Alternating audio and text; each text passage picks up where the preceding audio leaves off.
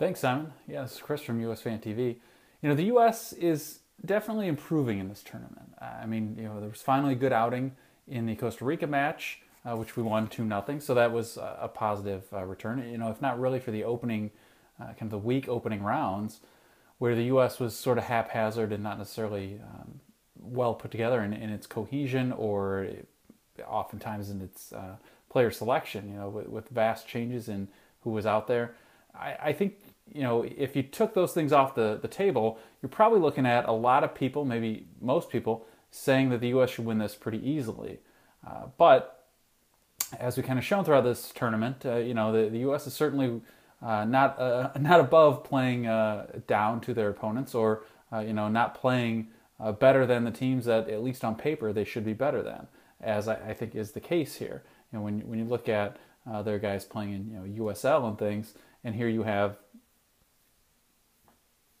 rather long-term kind of all U.S. all-time leaders, and now an all-time scoring leader playing for the U.S. You would think that the U.S. should come out on top. A few of these players will remember 2015 when, hey, the U.S. didn't take advantage of its opportunities. I think we showed a lack of commitment to the game. You guys got two goals in the first half, and we were just kind of never really able to recover from that. I would think I think it's 5 players from that team are still here. Certainly those guys will want revenge. I think the lack of getting a Gold Cup title the last time out, the U.S. will certainly want to win this one. I think Bruce, even though he didn't necessarily make it a priority in his player selection to win this tournament, I think winning this tournament is a big deal to him, and so I think he will try to see that it happens. We talked the other day. The teams did meet in Chattanooga earlier this year. We won 2-0, but even that, the lineups are only about maybe half of only about half the players are the same for either team. So it's hard to say really, based on kind of performance so far, who's going to come out on top. Probably the most telling game would be El Salvador, who the U.S. beat 2-0, but Jamaica drew 1-1. It's even that, I think, is a little bit of a toss-up, because while the U.S. game was an elimination game for Jamaica, it was the final game of the opening rounds. You guys had already drawn Mexico. It was pretty well assured that you were going to move through. So there was less of an incentive. While both teams were certainly playing for something, because both teams wanted to advance, the result wasn't an absolute necessary. So a draw there ended up working out for both teams. I just feel like from there's not a lot to judge based on kind of the tournament so far. So you really have to look at how the teams are playing.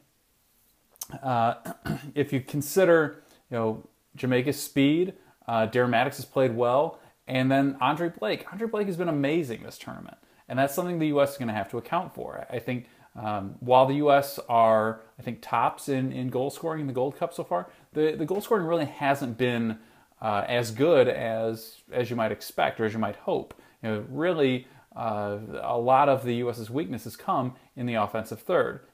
Maybe both teams' offensive third. We've had some lapses of defense, and our finishing has not been good. If we had finished all the shots that we should have, or even most of the shots that we should have, we would be far and away the goal leaders in this tournament, and I don't think there'd be a question about who's going to take home the title. So this will be an interesting opportunity to see who comes out on top. I'm really calling for, I'll start in the back. I'm calling for Tim Howard in goal, Jorge Villafana on the left, Matt Beasler and Omar Gonzalez in the middle in defense, and then I'm hoping for Eric Lehigh to combat Jamaica's speed in attack, but I'm expecting Bruce is going to go with Graham Zusi just based on kind of history, and I think Zusi tends to be one of those players that Bruce just trusts. I've got Kellen Acosta and Michael Bradley in the middle, both of whom I think are going to be tasked with kind of winning that central midfield battle. Jamaica hasn't shown a lot of heavy attack through the middle so far in this tournament. So much of the game, as you might expect, has come down the wings, where they have the space to really make the runs. But when they've attacked, they haven't really done it in numbers. It's 2, maybe up to 4 guys, depending on the attack. But in many cases, it's just sort of one guy gets the ball and attacks. And so I think what the U.S. is going to do is try to solidify that, defend against that, hold those guys outside, and then try to just confine them so they have to play the ball off. You don't necessarily try to combat them one-on-one in a foot race, where I think likely no matter who our defender is, he will be outrun.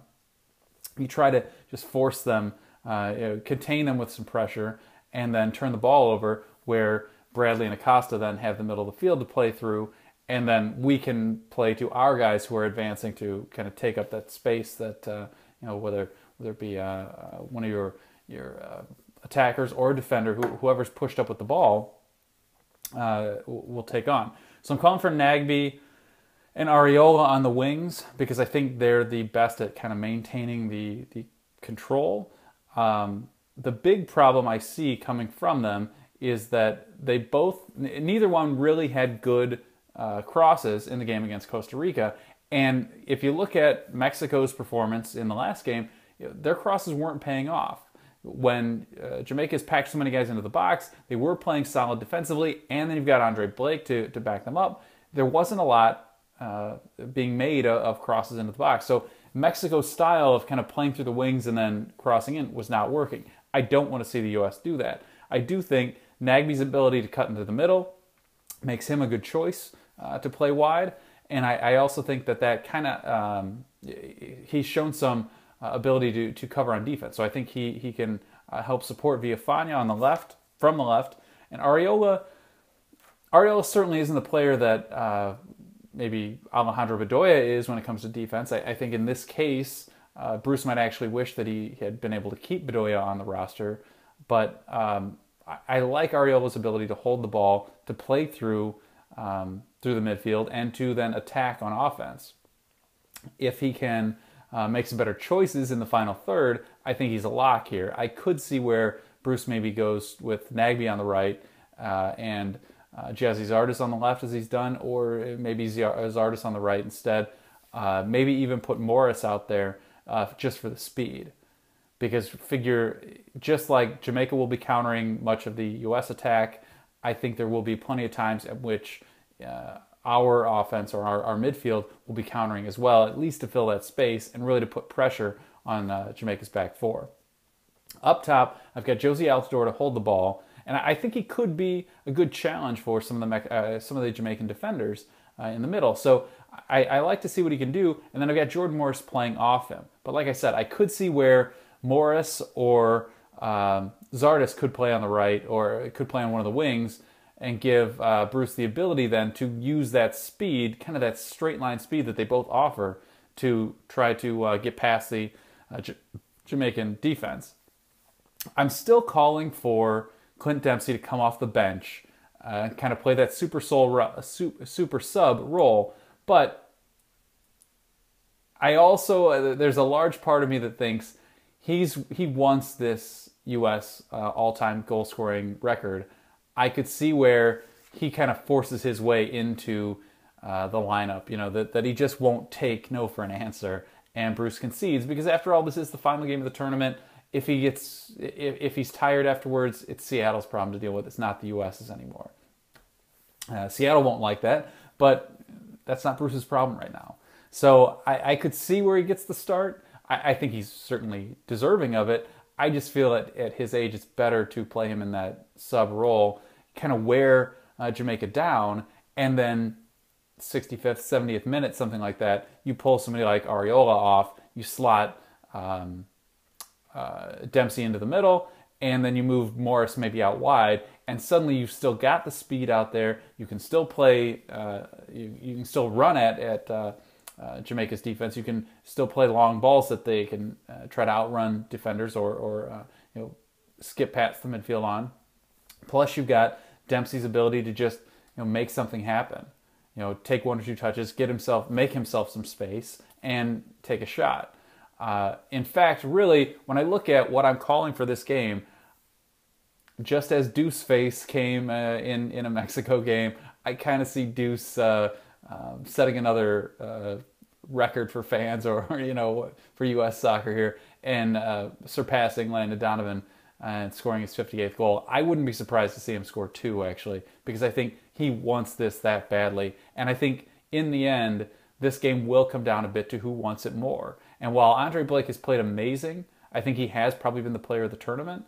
I just feel like Dempsey wants this so badly. I'm not sure anyone on the field is going to want this, want a result as badly as he will.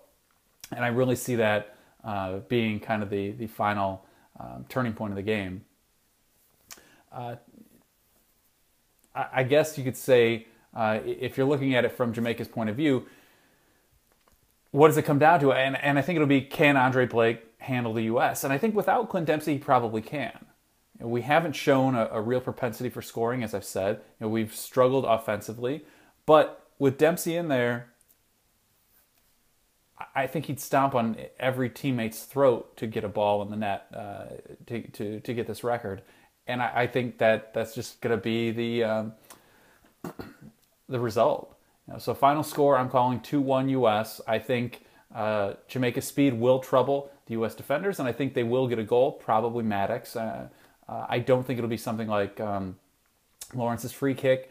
I think it was a good free kick, but I don't think it was a great free kick. I think that was a combination of a good free kick and some poor goalkeeping. I think Tim Howard would probably make a better choice on that and probably save that. So I think in the end, the U.S. is going to be able to pull this off. I do think Dempsey will have at least one. I wouldn't be surprised at all to see him score 2, because I think once he gets his goal, if the U.S. hasn't already scored, once he gets his goal, he's going to look for more. I imagine as soon as he comes in, every ball is going to be feeded to Clint Dempsey. And while that Jamaica knows that too and can certainly try to double, triple team him to defend him, I think that's going to open up opportunities for other players, which should result in some U.S. Serious U.S. goal scoring opportunities. Because Jamaica's defense hasn't been, while it's been compact and sound, I've also seen them make some bad choices at balls, and I think that could happen here.